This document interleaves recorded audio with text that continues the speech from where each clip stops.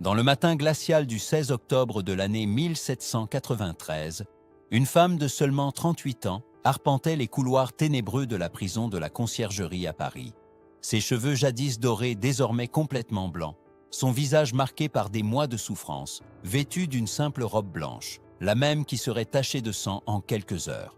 Cette femme, qui avait possédé plus de 300 robes dans sa garde-robe, des chaussures serties de diamants et des coiffures si élaborées qu'elles nécessitaient des échelles pour être construites, ne tenait désormais dans ses mains qu'un crucifix et une dernière lettre pour ses enfants. Elle était Marie-Antoinette d'Autriche, reine de France, la femme la plus haïe de tout le royaume. Dans quelques heures, sa tête roulerait sur la guillotine devant une foule assoiffée de vengeance qui criait « Mort à l'Autrichienne !» Mais comment une jeune princesse qui était arrivée en France à 14 ans, entourée de luxe et d'adoration, s'était-elle transformée en symbole suprême de la décadence royale? Comment quelqu'un qui dépensait l'équivalent de millions d'euros actuels pour une seule robe, tandis que des enfants français mouraient de faim dans les rues de Paris, avait-elle pu vivre si déconnectée de la réalité? Pour comprendre cette chute vertigineuse du trône à l'échafaud, nous devons retourner au début de cette histoire tragique, celle d'une femme qui devint le bouc émissaire parfait pour les maux de tout un royaume. En l'année 1755, naissait à Vienne une enfant destinée à être sacrifiée sur l'autel de la diplomatie européenne. Marie-Antoinette Joseph-Jeanne de Habsbourg-Lorraine était la fille de la redoutable impératrice Marie-Thérèse d'Autriche, la femme de fer qui gouvernait le plus grand empire d'Europe centrale. Dès le berceau, la petite archiduchesse fut préparée non pas au bonheur, mais à servir les intérêts géopolitiques de sa famille. Sa mère, l'une des souveraines les plus impitoyables de l'histoire, voyait ses enfants comme des pions d'échecs dans un jeu diplomatique complexe où les mariages scellaient les alliances et évitaient les guerres. L'éducation de la future reine de France fut un mélange contradictoire de luxe extrême et de négligence intellectuelle. Tandis qu'elle apprenait à danser les menuets avec les meilleurs maîtres de Vienne et recevait des leçons de chant des musiciens les plus raffinés de la cour impériale, son instruction académique fut lamentablement superficielle. Marie-Antoinette parvenait à peine à écrire correctement en allemand, sa langue maternelle, et ne montra jamais aucun intérêt pour la politique, l'économie ou les problèmes sociaux qui accablaient les sujets. Cette combinaison fatale, luxe extrême et ignorance politique, définirait toute sa vie. En l'année 1769, quand Marie-Antoinette n'avait que 14 ans, sa mère finalisa l'accord matrimonial le plus important du XVIIIe siècle. La jeune archiduchesse épouserait le dauphin Louis-Auguste, héritier du trône de France, scellant ainsi l'alliance entre la France et l'Autriche après des siècles de guerre. Ce mariage ne reposait pas sur l'amour, mais sur la nécessité politique. Marie-Thérèse avait besoin de la France comme alliée contre la Prusse, tandis que Louis XV de France voulait s'assurer que l'Autriche ne s'allierait pas avec ses ennemis. Le voyage de l'adolescente autrichienne vers la France en l'année 1770 fut un spectacle de luxe qui démontrait déjà la totale déconnexion entre la royauté et la réalité du peuple. Le cortège nuptial dépensa des fortunes en hébergements luxueux, banquets fastueux et cadeaux extravagants, tandis que les paysans français observaient affamés cette caravane d'ostentation. À la frontière entre l'Autriche et la France fut construit un pavillon spécial où Marie-Antoinette fut littéralement remise à la France. Elle dut se dépouiller de tous ses vêtements autrichiens et revêtir des habits français, symbolisant qu'elle n'était plus une Habsbourg, mais une Bourbon. Le mariage célébré à Versailles au mois de mai de l'année 1770 fut l'une des cérémonies les plus extravagantes de l'histoire française. Furent dépensées des sommes équivalentes à des millions d'euros actuels, rien que pour la décoration de la chapelle royale, tandis que le banquet comprenait des mets exotiques importés de tous les coins de l'empire colonial français. Pendant ce temps, dans les rues de Paris, les boulangers augmentaient le prix du pain et les paysans vendèrent leurs terres pour payer des impôts toujours plus élevés. Le contraste était saisissant, mais personne à la cour ne semblait le remarquer ou s'en soucier. Les premières années de Marie-Antoinette en France furent marquées par des difficultés qu'elle tenta d'oublier en plongeant encore plus profondément dans le luxe.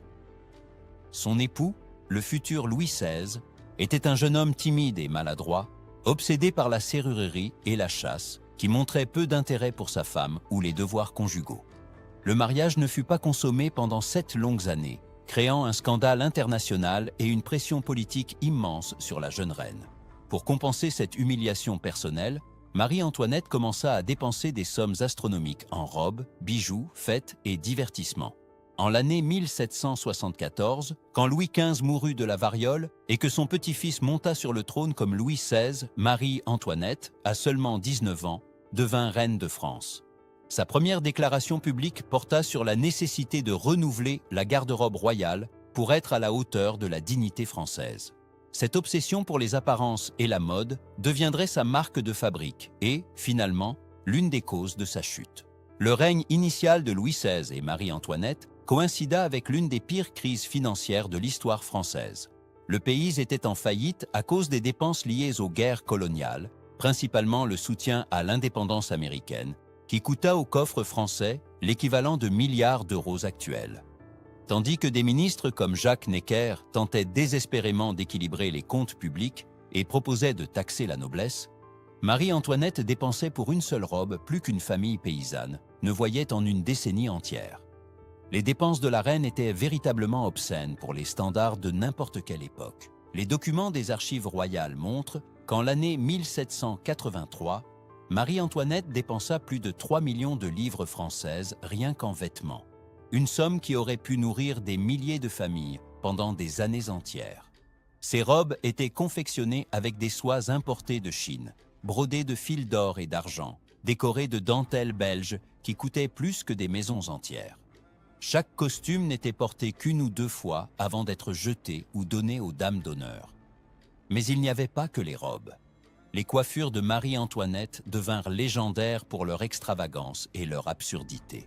Créées par le coiffeur Léonard Hautier, elles atteignaient plus d'1 mètre de hauteur et étaient décorées de plumes d'autruche importées d'Afrique, de fleurs artificielles faites de soie, de miniatures de navires français et même de scènes miniatures représentant des batailles célèbres. Pour soutenir ces constructions capillaires, des structures métalliques et du crin de cheval étaient nécessaires et le processus de création prenait des heures. Pendant ce temps, les femmes françaises se coupèrent les cheveux pour les vendre et acheter du pain pour leurs enfants. Le symbole ultime de la déconnexion de Marie-Antoinette avec la réalité fut la construction du petit Trianon, sa maison de poupée particulière dans les jardins de Versailles. En l'année 1783, elle fit construire un village artificiel complet, avec de fausses maisons de paysans, un moulin décoratif et même des moutons importés de Suisse pour paraître plus authentiques. Vêtue en bergère avec des habits qui coûtaient des fortunes, elle jouait à être une paysanne simple, trayant des vaches avec des seaux en porcelaine de Sèvres décorés d'or. Cette fantaisie grotesque coûta aux coffres royaux une somme équivalente au budget annuel de plusieurs provinces françaises. Tandis que Marie-Antoinette s'amusait dans son village de fantaisie, la vraie France sombrait toujours plus dans la misère. L'hiver rigoureux de l'année 1788 fut particulièrement cruel. Les rivières gelèrent, les récoltes furent perdues, et le prix du pain, l'aliment de base du peuple, grimpa à des niveaux impossibles. Des familles entières mouraient de faim, tandis que la reine organisait des bals masqués qui duraient des nuits entières, avec du champagne français qui coulait à flots et des tables remplies de mets délicats qui auraient pu nourrir des villes entières. La situation devint encore plus explosive avec le scandale du collier de diamants en l'année 1785. Un collier valant l'équivalent de plus de 15 millions d'euros actuels, originellement commandé pour la maîtresse de Louis XV, fut frauduleusement acheté au nom de Marie-Antoinette par un groupe d'escrocs mené par la comtesse de la Motte. Bien que la reine fût complètement innocente, elle n'avait jamais vu le collier et avait refusé de l'acheter en le considérant trop cher même pour ses standards. Le scandale détruisit complètement sa réputation. Le peuple français, qui la haïssait déjà pour ses dépenses excessives, la voyait maintenant comme une criminelle qui volait des bijoux tandis qu'il mourait de faim. Des pamphlets pornographiques circulaient dans Paris la dépeignant comme une nymphomane autrichienne qui dépensait l'argent français en orgies et conspirations étrangères. La célèbre phrase « qu'il mange de la brioche » attribuée à Marie-Antoinette est en réalité un mythe. Il n'exista jamais aucun document historique de cette déclaration. Cette légende fut créée par ses ennemis pour dépeindre sa prétendue insensibilité, mais révèle davantage sur la haine populaire que sur ses paroles réelles. La réalité était que Marie-Antoinette, bien qu'égoïste et superficielle, n'était pas intrinsèquement mauvaise, ni ne conspirait contre la France. Elle était simplement une jeune femme gâtée, élevée dans le luxe absolu, complètement déconnectée de la réalité de ses sujets, et incapable de comprendre que ses actions avaient des conséquences politiques. Quand elle commença à recevoir des rapports sur la famine dans les provinces, sa réponse fut d'organiser des fêtes de charité où la noblesse s'amusait en récoltant des aumônes, une solution pathétique à des problèmes structurels gigantesques. En l'année 1789, la pression populaire explosa finalement. La Révolution française commença non pas avec des théories politiques abstraites, mais avec la fin réelle de personnes réelles. Quand les États généraux furent convoqués en mai de cette année, la première fois en plus d'un siècle et demi, Marie-Antoinette apparut portant une robe qui coûtait plus que le salaire annuel de 100 ouvriers, complètement étrangère au symbolisme de son ostentation dans un moment de crise nationale. La prise de la Bastille en juillet de l'année 1789 marqua le début de la fin pour Marie-Antoinette. Tandis que Paris bouillonnait de révolte et que les têtes des gardes royaux étaient exhibées sur des piques dans les rues, elle continuait à organiser des soirées musicales à Versailles, apparemment incapable de comprendre la gravité de la situation. Quand les aristocrates commencèrent à fuir la France, elle refusa de partir, croyant naïvement que sa position royale la protégerait de la fureur populaire. La situation se détériora rapidement.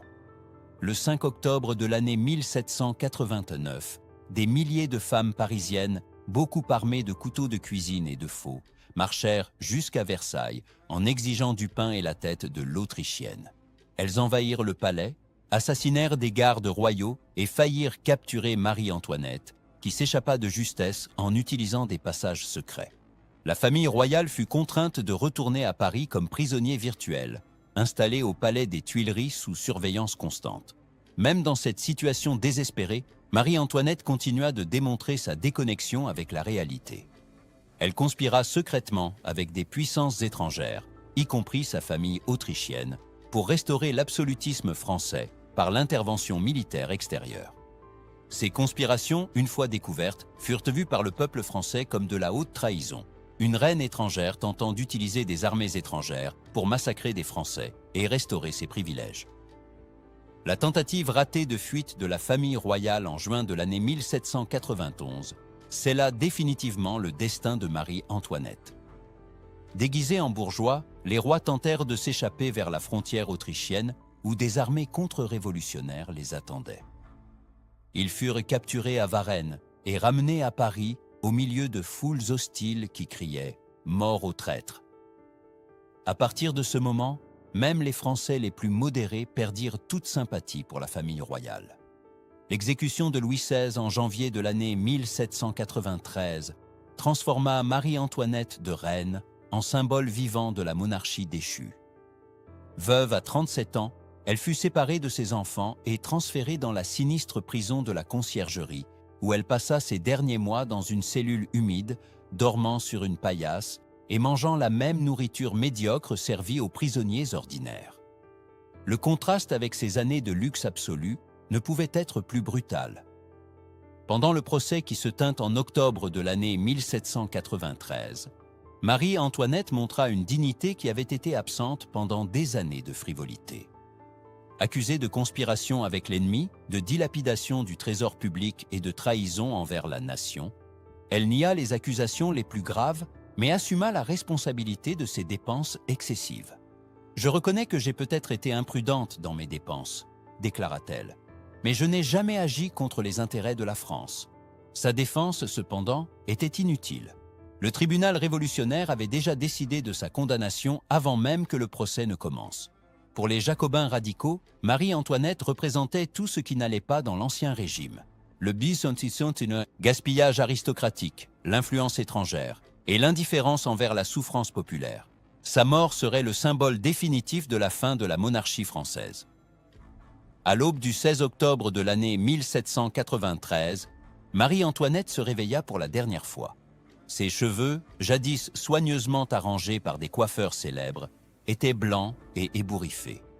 Ses mains, qui avaient tenu des éventails d'ivoire et des verres de cristal de baccarat, tremblaient en écrivant une dernière lettre à ses enfants. « Je meurs sans haine pour ceux qui me condamnent », écrivit-elle. « J'espère que ma mort sera utile à la restauration de la paix en France. » Le chemin vers la guillotine fut un martyre public. Placée dans une charrette ordinaire, non pas dans le carrosse doré qu'elle avait utilisé pendant des années, Marie-Antoinette traversa Paris au milieu de foules qui criaient des insultes et des menaces. Des femmes qui avaient perdu des enfants de faim jetèrent de la boue et des pierres sur l'ex-reine, tandis que des hommes au chômage criaient « Enfin l'Autrichienne va payer !» Elle garda sa contenance, priant à voix basse et regardant droit devant elle. Sur la place de la Révolution, l'actuelle place de la Concorde, une foule de milliers de personnes s'étaient rassemblées pour assister à l'exécution. La guillotine, peinte en rouge sang, se dressait comme un autel païen dédié à la vengeance populaire. Quand Marie-Antoinette monta sur l'échafaud, un silence étrange tomba sur la foule. Pour un moment, tous réalisèrent qu'ils étaient sur le point d'assister à la fin définitive de 1000 ans de monarchie française. Ces derniers mots furent adressés au bourreau, dont elle avait accidentellement piétiné le pied. « Pardonnez-moi, monsieur, je ne l'ai pas fait exprès. » Même au moment de la mort, elle conserva les bonnes manières aristocratiques qu'elle avait apprises dans l'enfance. Quelques secondes plus tard, la lame tomba, séparant sa tête de son corps. Le bourreau leva la tête ensanglantée vers la foule, qui explosa en cris de « Vive la République !» La mort de Marie-Antoinette marqua la fin d'une époque, mais révéla aussi les contradictions tragiques de sa vie.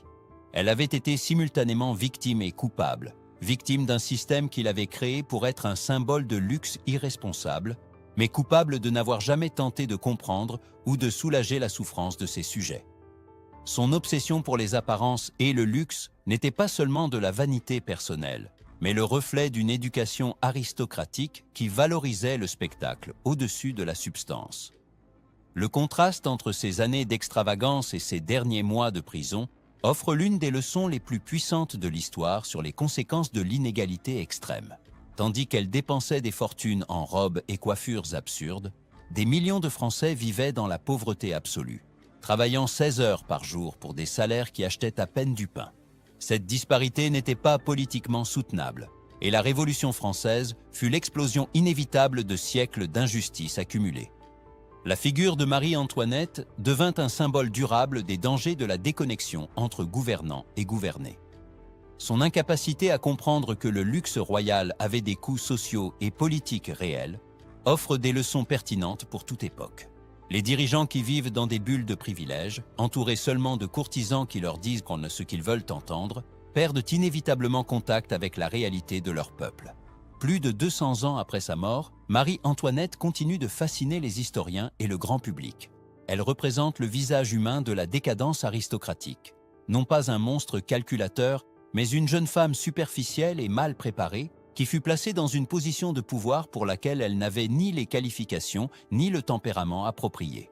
Sa tragédie personnelle reflète la tragédie plus large d'un système politique obsolète qui ne parvint pas à s'adapter aux exigences d'une société en transformation. L'histoire de Marie-Antoinette démontre aussi comment les symboles peuvent être plus puissants que les réalités.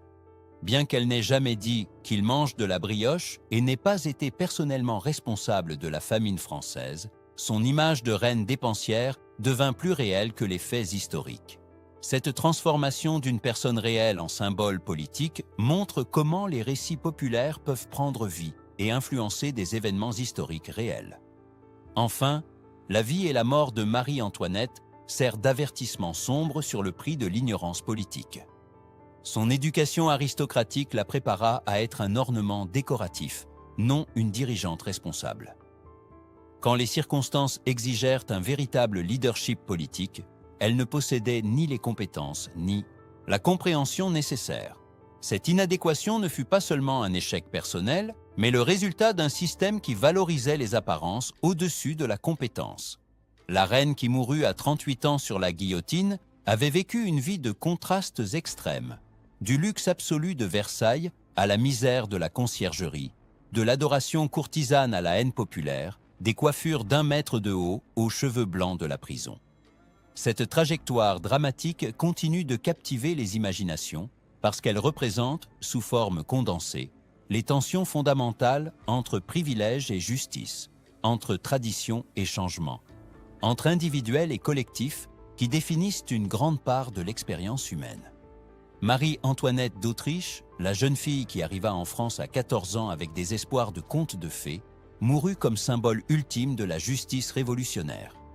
Sa tête, exhibé à la foule parisienne en ce matin d'octobre, représentait non seulement la fin d'une vie, mais la mort définitive de l'ancien régime français et la naissance violente du monde moderne.